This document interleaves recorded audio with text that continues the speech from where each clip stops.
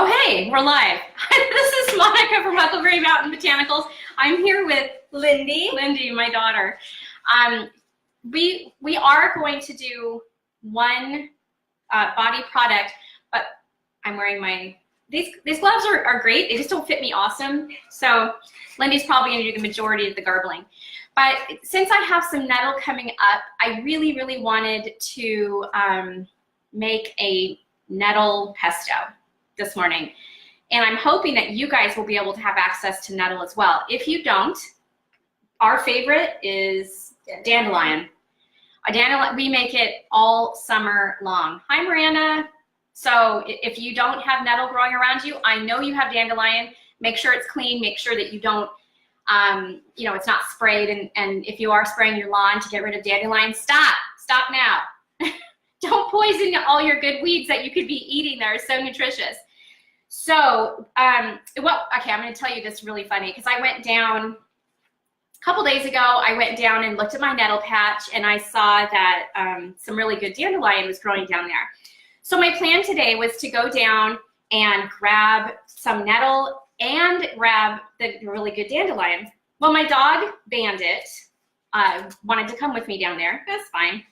But of course, he literally picks the dandelion that I was going to bring up to put in this pesto to urinate on. That's where he went potty. I was like, and I just stood there staring at him, and it was apparently he'd been holding it for a long time. Wash your herbs before you use them. Especially if you live on a homestead, yeah, because we probably got chickens and everything going. The thing is, as the nettle gets a little taller, it's not as vulnerable to that stuff. But it is nice to know that when you're putting food in, it doesn't have urine or fecal matter from any animal. Okay, so what we're doing right now is called garbling. Garbling is simply the technical herbal term of separating the good stuff from what we don't want. And I do not want to use a lot of the stem. It tends to be a little stringy. And so putting it through the blender can cause some, or the food processor can cause some issues. So I'm just pulling the leaves off. We're trying to get about 2 cups to make this pesto. If you guys have made pesto, say yes, I've made pesto before. And let me know what kind of herbs you've used. Most of the time, the common herb to use is basil. But we don't have any basil growing right now. We love adding basil to ours, but I don't usually make a full-on basil pesto. Yeah, usually it's basil, and then we'll put some dandelion in to get that nice bitterness. Yeah, we really like that bitterness, and it makes the dandelion leaf much easier to consume because in the beginning, like right now, they're quite mild. They're really not as bitter as they will be, and as summer progresses, the bitterness from the dandelion leaves is going to get more and more. And by the end of the summer, you have quite bitter, which is great for you. And if you haven't watched my bitter, making your homemade bitters video, go back and find that. Bitters are great. They're wonderful for digestion, for grounding. I mean, it kind of bring you to that present moment, right? Because there's like, so terrible. It's so bitter. Well, it's not terrible. And it reduces your sugar cravings. Yes. It really does, because you've exposed yourself to this bitter flavor, and pretty soon things taste less and less sweet. I mean, more and more sweet, and you just don't want them anymore. So how we're going to start out with this is 2 cups of greens, and I press. I don't, this isn't like fluffy here. I'm going to be pressing this stuff in here. Some people might be concerned that, we're using stinging nettle to ingest, so why don't we explain why it works as a pesto. Okay. Well, yeah, I mean, the reason it works as a pesto is because as soon as you blend or dry nettle, when you dry nettle, it takes away that sting and all the acids that are on there that can cause that irritation on the skin. And when you blend it, you're blending in the constituents from inside the leaf that actually neutralize the acid and the sting. Yeah. So either drying or blending or cooking in any way will help to totally neutralize, and now you just get those really good nutritional benefits. Yeah. Hi, Katie. Hi, Katie. Or Miss Katie. Yeah, so most people think that the stinging sensation comes from little hairs that are on there, but that's not true. So if you get stung by stinging nettle, the best thing to do is to grind up a leaf, probably like chew it up, and then put it on it, and it will actually take your sting away. Yeah, and those little needles, they touch and sort of puncture, but it's that the acids inside there.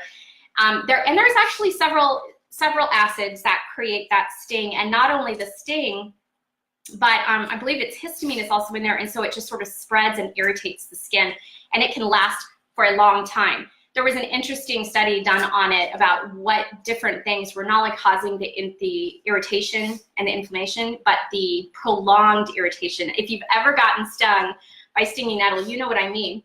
And what's cool is that people who have arthritis can use it as an anti-inflammatory for a few days just by hitting themselves with it. So if you've got arthritis in the hands, don't use gloves. Just go out and be brave. All right, so we've got our 2 cups of our greens. Now, nettle is really high in calcium and magnesium. It's also super high in protein, as well as vitamin A and C. And silicon and zinc. Yeah. So I'm gonna put the greens in my food processor.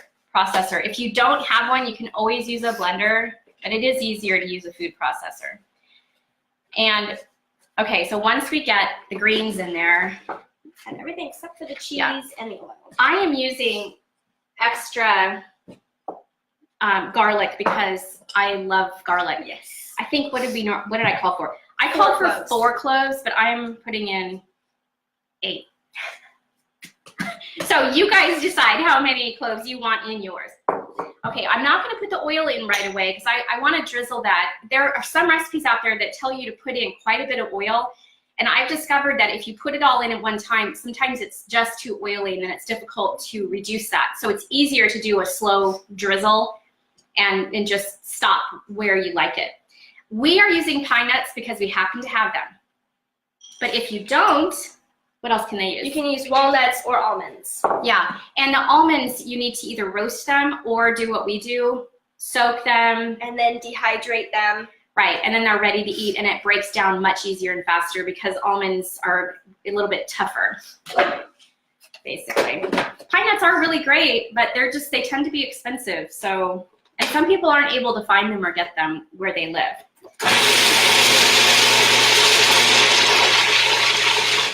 All right, we're processing here.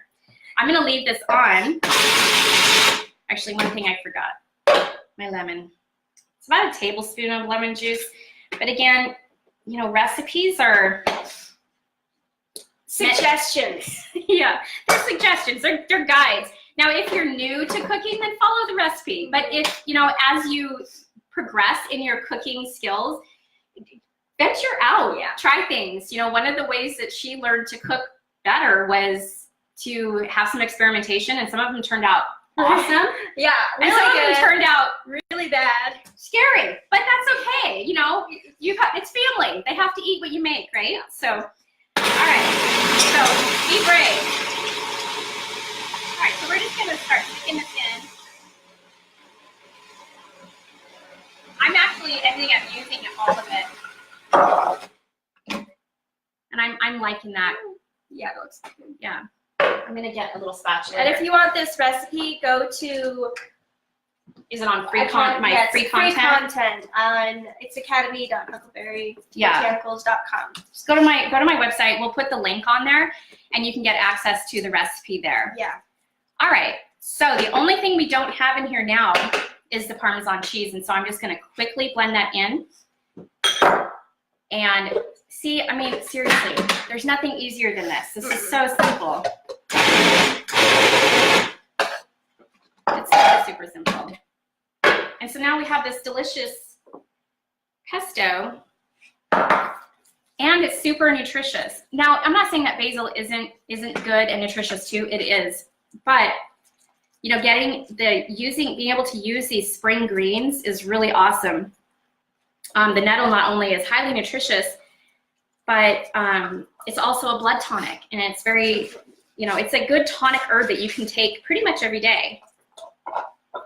And with those good vitamins and stuff, you're getting really tasty food. Now, after this is done, you can add some salt in here. I do have, what is it, half a teaspoon of salt. You can add, you decide, because Parmesan cheese will add some saltiness, and if you're on a low salt diet, then you won't want to add any. But if you aren't, then go ahead and add some salt and some pepper and stir it up and just make it how you like it.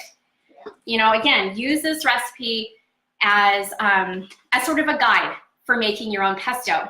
And you can use lots of different greens. So go out and, you know, oxeye daisy leaves are really tasty. They're a little more sweet. So I would recommend adding in bitters, some dandelion. And then the other chickweed, you can throw chickweed in there. You can even do like yarrow. Yeah, oh, I did put a little bit of yarrow in here as well, some baby yarrow leaves. You could do, oh gosh, there's so many options. This is just such a good way to consume herbs that you wouldn't typically want to eat. Right.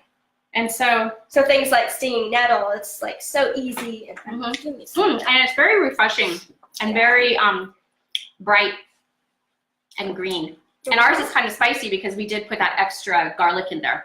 So again, that's an option too. Put lots, put little, do whatever you want. Okay. Now, real quick, here, I'll put this over here. So now we're going to move on to making a skin toning bath blend.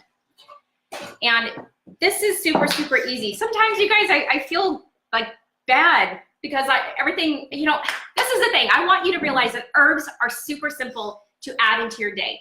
You don't need to get complicated. You don't have to carry around tinctures. You don't have to do all this crazy stuff. Just add it. Oh, she said, Lindy, you made any new recipes lately? I have. I just haven't edited them or posted them yet. They're not posted, but she has made some. It's been kind of busy around here, so yep. Okay, so you guys, this recipe does have quite a few ingredients. However, you can mix and match. You don't have to follow this recipe exactly because it's for a bath, for goodness sake. This isn't, you know, some sort of medicine where you have to be a little bit more precise. Right. This is flexible. And in saying that, I did not have any witch hazel leaf this morning. Colleen is here. Hi, Colleen. Hi, Colleen. I didn't have witch hazel this morning. I don't have leaf. I only have the bark. And though I could use it, when it comes to bark, I like to decoct it. And the rest of these don't really need to be decocted. Right, yeah. So that's a little bit of a longer simmer. And so instead of adding that, I'm just going to alleviate it this time. And when I get my leaf, I'll add it to my blend. All right. I am using a scale. Now, if you get a kitchen scale, get one that goes down to grams. You need to be able to get down because some of these herbs don't weigh very much. Yeah. They're very light. All right, so we're going to start out. 5 grams of calendula. 5 grams of calendula, okay. And remember, if you watched my calendula video the other day, you need to make sure that you're including the what is this? Is the receptacle? The receptacle, yeah. See, she actually learned something.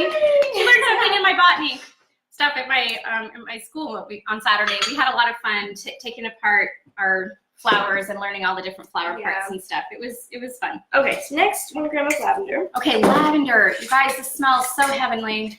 Yeah. I love it. I love adding it to baths, not only because of the aroma part of it, but it is really good for the skin. Yeah. And I even make this into like cookies, and it just, we love it. Yeah, it's so delicious. Oh, that's 3. I went up and over. Do you want to take some? Yeah, let's take just a little out. That should be good. All right. And all we're doing is just throwing this together in a bowl. Right. It doesn't have to be complicated. 3 grams. Do make sure if you're putting your hands in your herbs like I am right now that you have clean hands. Yeah. You don't want to be leaving behind a lot of nasties. Now, rose is really toning. It's an astringent, so it really tightens skin and draws things in. If you're dealing even with some skin irritation, sometimes like, you know, on your back or anywhere, this will help to decrease, this whole bath will help to decrease kind of the irritation or ooziness. It'll help start drawing the skin together and help heal.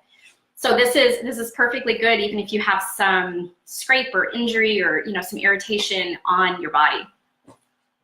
What was that? Chickweed. Chickweed. Chickweed is such a nice, nourishing herb, both internally and externally. So we're adding chickweed. And I have posted this exact recipe before, but I'll go ahead and make sure to post it again. Like I said, I normally add witch hazel. I like the deep astringency of witch hazel, and the witch hazel leaf works really well in the bath. And this is comfrey, right? Yep. 2 grams of comfrey. Don't get me started on comfrey. It's wonderful. Yeah, comfrey is just one of those great skin healers. Now, if you have any deep wounds or things like that, you don't want to be messing with comfrey. But again, this is what I found with the regular use of this bath. It's not going to take away scarring, and it's not going to take away stretch marks and things, but it does decrease, and it helps to start proliferate some of the areas that maybe are newly scarred, especially if it's new. This is, again, a nice bath to use, but not for deep wounds. Don't do that until things are partially healed. Yeah. All right, so that's our blend. Okay, let me just show you. Super simple. I'm gonna just mix it together here, and it's gonna smell so good. Then, It already smells so good. yeah, there are several ways that you can do this, but there's Rosemary Gladstar. She talks about just sticking it on the faucet and letting hot water flow through it. First of all, I love Rosemary Gladstar. I think she's wonderful, but one of the things that I found with even using that method is it breaks down these bags really fast. Oh. And the other thing is that I didn't feel like there was a really deep extraction of the herbs. And so what I do is I put them in the bag. This amount that I gave you for the recipe is really just 1 bag. So it's going to be just 1 bath worth. If you want to have this on the go and ready, then you need to either like quadruple, make it 10 times, do it to make a larger batch. Normally I make quite a bit at a time, and I'll just fill up a jar and have it labeled skin toning and tightening, and then I can just grab it, put it in the bag. Now, honestly, this is at the base of what I would do for 1 bath. I might even do enough to cover up to here. But what you want to do is make sure that the thing is closed up really tight at the top and tie it closed. Then get a large pot that can hold at least a gallon of water. Put that thing in there, bring it to a simmer, make sure it's covered because you don't want all those essential oils flying out. You've got some good stuff in that lavender, you want to keep it in. And then let it steep for about 20 minutes. In the meantime, you can begin to run your bath and get that ready. Then when it's all done, be careful, but take the bag, you can wring it out and really get all the good herbal stuff into that water. Take that pot and dump it into your bath. You can choose to do a sitz bath, which is just, bringing it up to your waist or, hip area, or you can choose to do a full-on body bath and just get yourself in there. And the cool thing is I, a lot of times, will use this bag to like place on my eyes or use as a scrubby in the bath. And so it's, again, just getting the herbs a little bit more access to my skin while I'm sitting there. I recommend 30 to 45 minutes and an hour if you can, sitting in there. And what mother doesn't need that break, right? Even Lindy likes to take a bath. Yep. But it's a really nice, soothing, very aromatic. My skin just feels like magic afterwards. For the best results, 2 to 3 times a week. And I know that seems like a lot, but again, light a candle, get some good music, maybe bring a book, and then it's just not a big deal. Yeah. Then you can sit there for an hour until the kids are knocking on the door and hubby's wondering where you are and people are harassing you. Mm-hmm. So, okay, so those are 2 super simple recipes. One of them is kind of seasonal relevant, and one is more like this is just year round. And honestly, I think more appropriate for winter. Yeah. Because we take baths so much more often in the winter just to warm up and stuff. So, okay, I'm not sure what I'm going to cover next week. I might do some things on cultivation, but I am always interested in hearing what you guys have to say. And don't forget, if you don't follow me, go over to Facebook. I know we're on Facebook Live right now, but I also post this other places. Follow my page, Huckleberry Mountain Botanicals, and sign up for my free class. And of course, I do have an herbal program that goes deep into body systems and botany and a lot of those things that we're having a really good time going through. So that's available as well. And whatever you want me to cover, please let me know so that I can put it on my agenda. All right? Until next time, health and joy. Bye. Bye.